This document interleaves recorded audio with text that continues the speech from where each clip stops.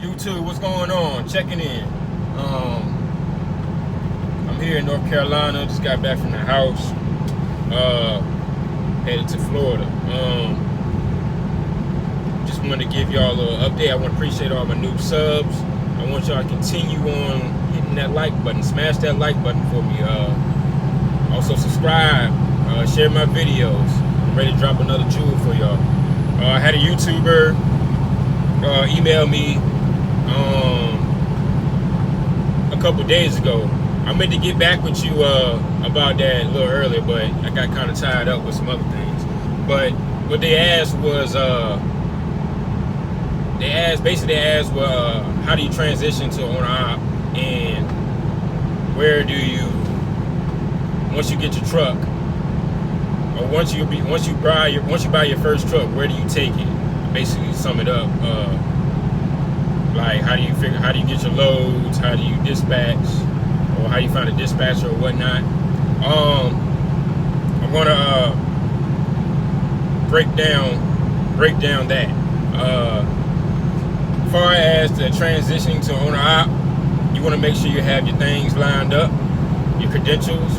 What I mean by credentials, I mean your LLC, your EIN number, bank account. You want to have all that set up, because what's going to happen is, once you get your truck, well, actually, when you get your truck, you want to put your truck under your business. So you're going to have all that set up anyway, because you're going to need it later on when you lease onto a company. But you want to have all that lined up before you make that transition, before you even go to the dealership and buy a truck. And I explained that in a couple of my other videos. I'm not going to keep going back on that, on the transition to owner op. If you look at my other videos, you can see that.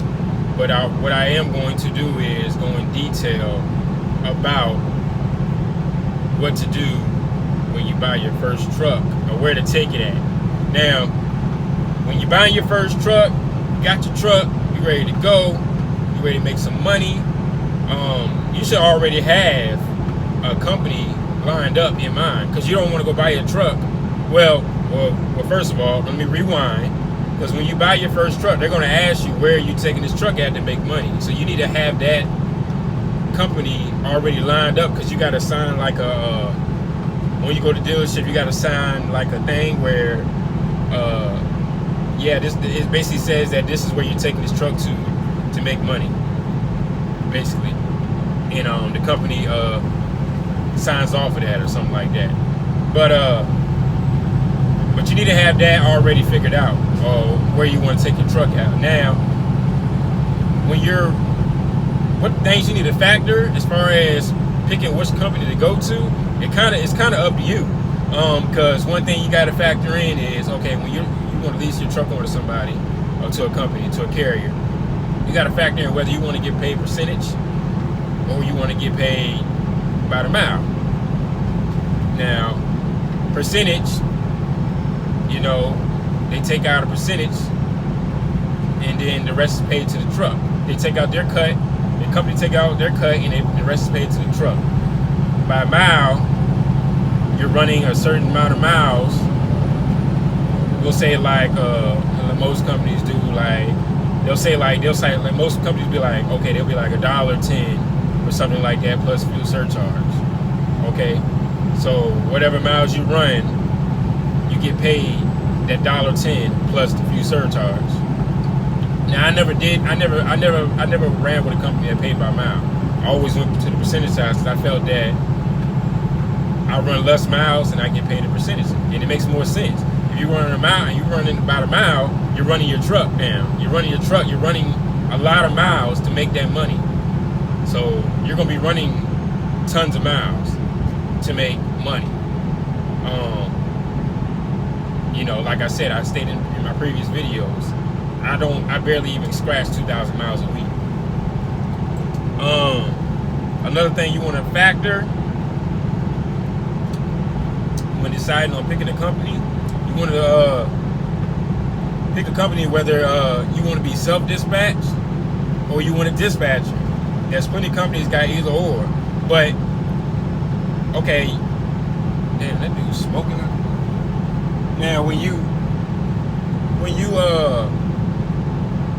using a dispatcher, of course, you know, they're dispatching you and you decline loads if you want it, you don't want it. You know, they pretty much ask you want this load and you say yes or no. You know, when you're self-dispatching yourself, it gets a little tricky because if you don't know your lanes, you don't know your commodity, you can really screw yourself up and be able to not make money. Now, I prefer when it's a learning curve. When dispatching yourself is definitely a learning curve. The way I did it, I had, when I was with that one company that I explained in one of my videos with the maintenance, the full maintenance lease, I did like a month of dispatcher, and then I went over to the self-dispatching, where I dispatch myself. And you use the load boards. That's how you get your loads. You got the DAT board, the DAT board. You got truck stop. That's another load board. You got 123. That's a load board. JB Hunt 360. That's a load board. These are load boards we use on the apps on your phone to pick loads. And you're negotiating with the brokers. So you say you pull up the DAT board. You find a load that you want, where it's going. You call up the broker. You be like, hey, you know, ask about the load, you know, pick up time, drop off time, you know, all that stuff. And you negotiate with the broker. You know, now you got to know your lanes. You got to know what this lane is paying. Sometimes they have on the DAT board, well, they have on the DAT board the 90-day or the 15-day average. So you can look at that and base that off of how much you're going to negotiate with the broker. Not all the time you're going to get that. Sometimes you will, sometimes you won't. Brokers like to play games. It's all a game out here. It's all a hustle, if you will. It's all a hustle. You know, you gotta. It comes with time. It's not going to happen overnight. It's a learning curve. That's why I always say I always recommend before you buy a truck to lease a truck.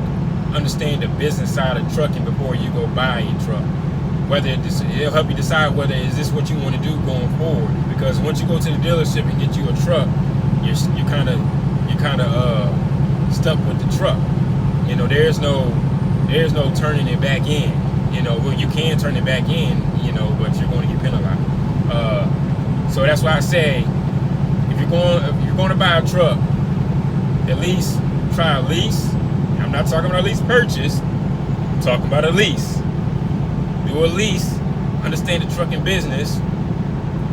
Do the dispatch. Use a dispatcher. You know, for a little while. If the company offers dispatching and also self-dispatching, try to do both. And then once you get the hang of it, go get you a truck. You got your experience. Another thing about the truck is they require 2 year experience. Most of them do. But go get your truck. You got a company that you have in mind. Go ahead and hit that company up. Like, hey, I'm ready to go get a truck.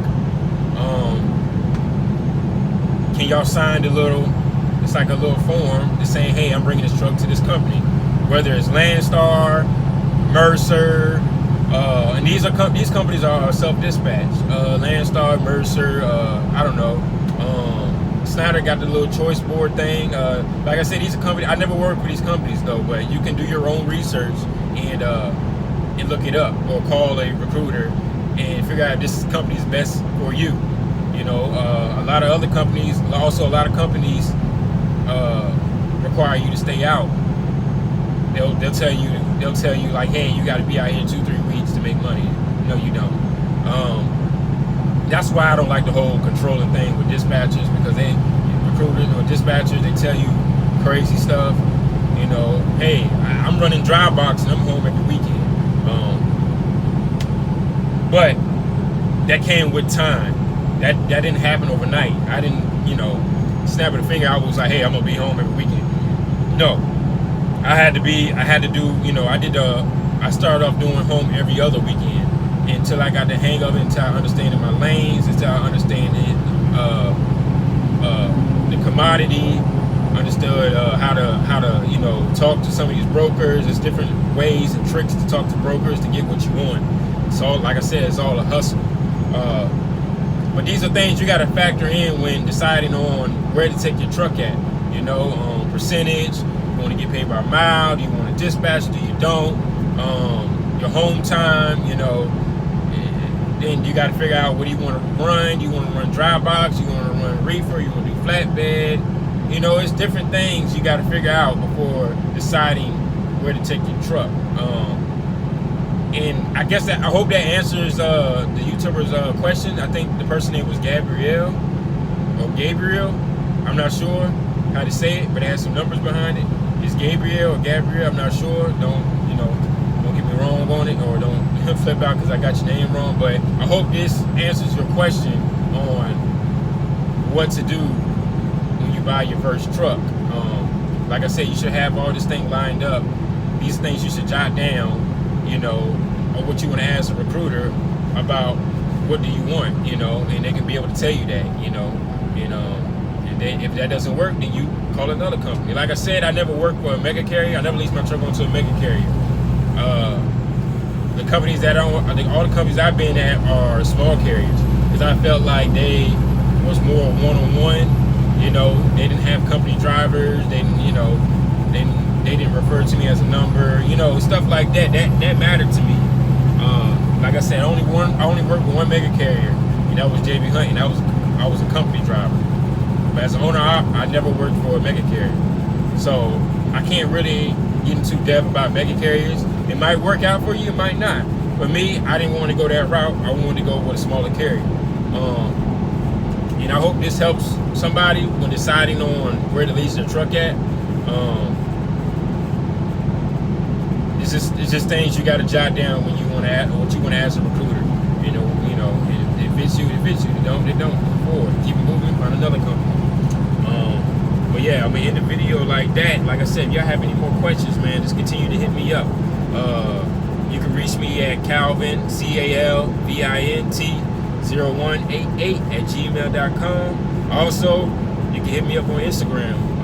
I am Calvin _T. That's my Instagram. I can reach that. Yeah. Y'all be safe out here, man, and I'll catch y'all in the next video. Peace.